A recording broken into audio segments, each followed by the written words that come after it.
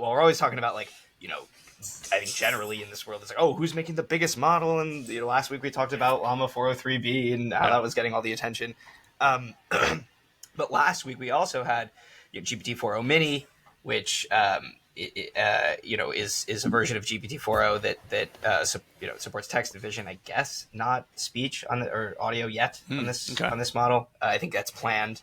But the key piece is that it's priced at 15 cents per million input tokens, which is like, I think, order of magnitude lower than GPT 3.5 or maybe 2, and significantly lower than any of the GPT-4 family models previous. And it's maintaining a lot of the capabilities, right? It's benchmarking really well. And then and so we obviously don't have the actual parameter size of any OpenAI models because the open is debatable, but Google also put out a model, like a very small model this week, which we mentioned at the top of the show, the Gemma 2B, and 2 billion parameters is a very small model, right? Like, to level set, what's 4 at right now? Estimated? Oh, estimate? I don't even know. I mean, they don't tell us, right? But we're in the hundreds of billions of parameters, right? Yeah, I would say like GPT-4, at least GPT-4o, I would guess at around like roughly 70 billion, maybe less. 70. Okay. Maybe, I mean, that's total just off the top of my head. I don't know, right? From off the top of my head as well, I feel like 2 billion quantized might start to fit under 4 gigabytes, right? Like you might actually be able to put it in like consumer hardware. Yes. Or really like low level consumer hardware sort of thing, right? Right. Yeah. So if it's quantized to 4, what did you say? Like 4-bit? 4-bit quantization? Yeah. As in like basically, well, how big would 2 billion by itself not even quantized be? We have to do some quick math. Yeah. I don't know. But what I'm saying is like, just kind of napkin padding in my head.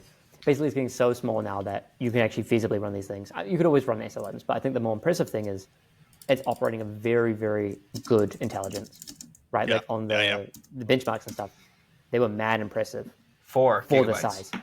4 gigabytes, okay. 4 gigs. So like you could actually definitely buy a graphics card and not have to wait like a billion years or spend tens of thousands of dollars to be able to run this thing. Like so it's 4 gigabytes at floating point 16, so completely unquantized. I imagine FP16 is their baseline. And so like that's a good point. It's getting really accessible. And just like I think the question with these small models is always, people love to say, oh, it's like the new small model, but then the question is always like, oh, actually, how well it's performing. And I think one of the key things about at least the models we've been seeing recently, GPT-4o Mini, Gemma, like I haven't personally tried them super. I've only tried GPT-4 Mini a little bit, and I didn't notice any big problems. And the real thing I noticed is that like from the time I hit submit and then I blinked and the entire screen was full of text, right? So it's it's basically instant inference, right? Which is, that's a big deal.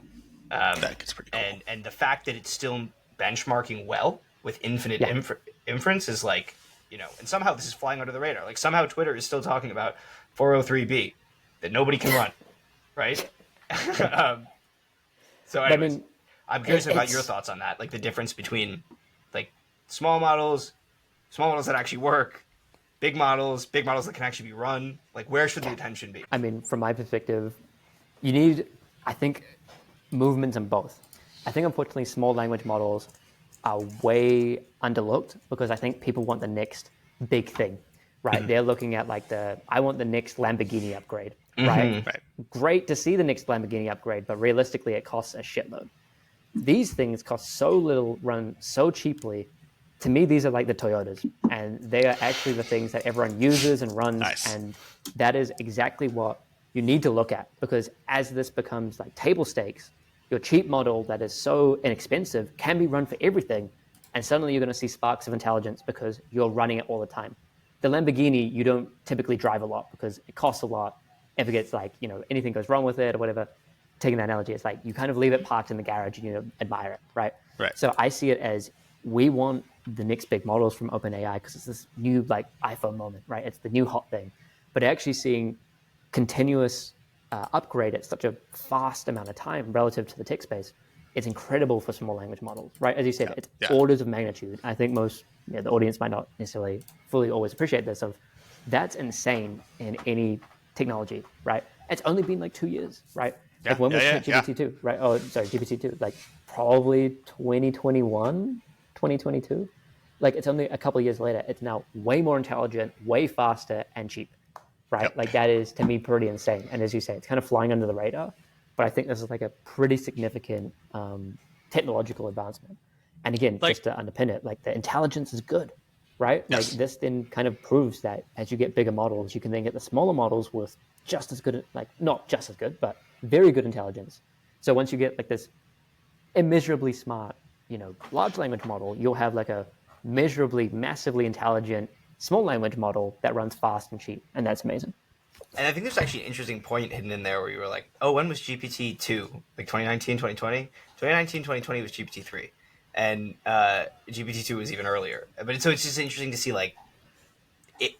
Since then, there's been a lot of improvement. Yeah. But then even just in the last year has been insane. Yeah, speeding up. Right? Yeah. I don't think people appreciate that. And I don't think people and part of it, I actually chuckle. Like I laugh out loud when I'm watching Bloomberg TV or whatever, and I'm hearing them talk about like, like where are those, where are those return on investment for AI? I'm like, dude, it's right there. I mean, it just doesn't look monetary yet to you. Right. Oh my God, they got what they wanted out of it. They got more than they wanted out of it. And yeah, we operate like on a slightly longer time frame than a quarter or a year or fiscal year, right? But like it's happening, and it's happening fast. Yeah. Well, it takes time for all these businesses to figure out how to integrate these things too, right? Oh, yeah. So the technology exists, and then you have businesses downstream of that they got to spin up their group. They got to figure out what's going on. They got to start assessing. I mean, there's a whole learning curve, even beyond the model improvement speed, that will take a little bit of time. We'll see it. Definitely. Jake and I were talking about this today, actually, of my kind of take. I think this was talked about maybe by on the Dorkish podcast or something, where I kind of agree with the sentiment of you need an overabundance of intelligence for even more people to pick it up. So right now, the models are kind of at the state where like you still need to work to integrate them. Imagine, GPT-5, 6 onwards, and now there's less work to integrate it. It's just smart enough to kind of pick up what you need. Then suddenly I think there's then a quick explosion of people like, wow, just like jam it in and sparks of intelligence running all the time.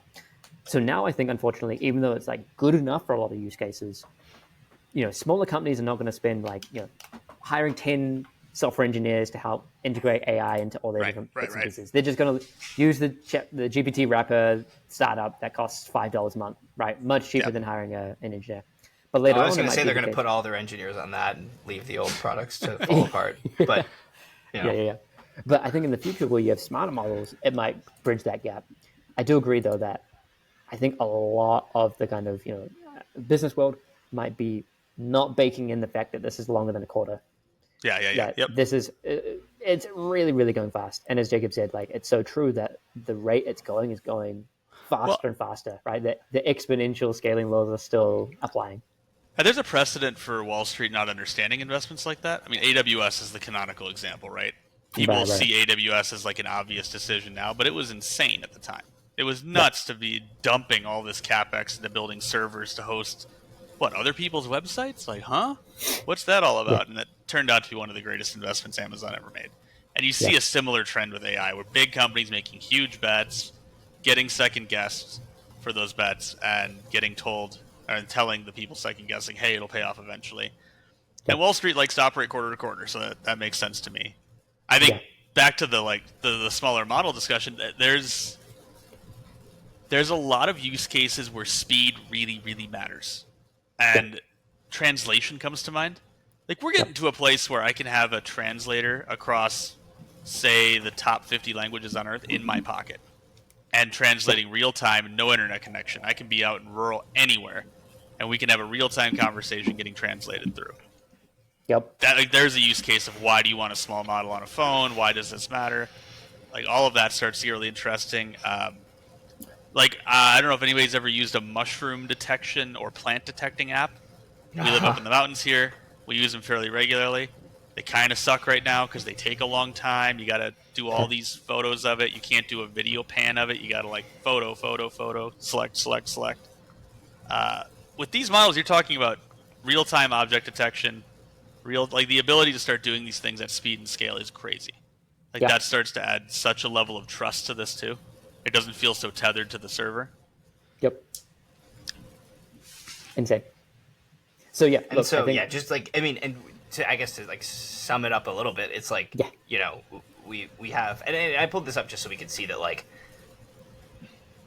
of course this is the Google selected benchmark, right? Like, and this in fact is actually just like Arena, like the chat arena, the Helm Arena, but like, just seeing even if it just appears to normal people who are at a cursory glance like it's as good as models 4 times its size or Llama 270B, right? Like, 35 times its size, right? That's incredibly impressive. And if nothing else is a sort of an indication of what's to come from other foundation model houses. And an incredible trend. And so like, a couple weeks ago, Karpathy said something like, I think we could probably make a really, really smart model with less parameters than GPT-2. We're just being really inefficient with training. And, that's an easy thing to say, but it was kind of prophetic because it's like, it's happening, and it's going to continue happening probably. Yep. I think this gets to the point of, we've talked about it before, but it feels like we're not even using all the intelligence our models currently have today. Right. So that's the super exciting thing of we're getting all these kind of empirical and academic research piling up of we can make things even smarter with more parameters. We can then take those smarter things and distill it down. We can use like both weak and strong models to train each other. And we still aren't even using all the performance we have because they're so new, right? You literally get it. And then it's like, it takes time to use it and figure out how to best, even interact with it. So I'm sure very bullish on, sorry.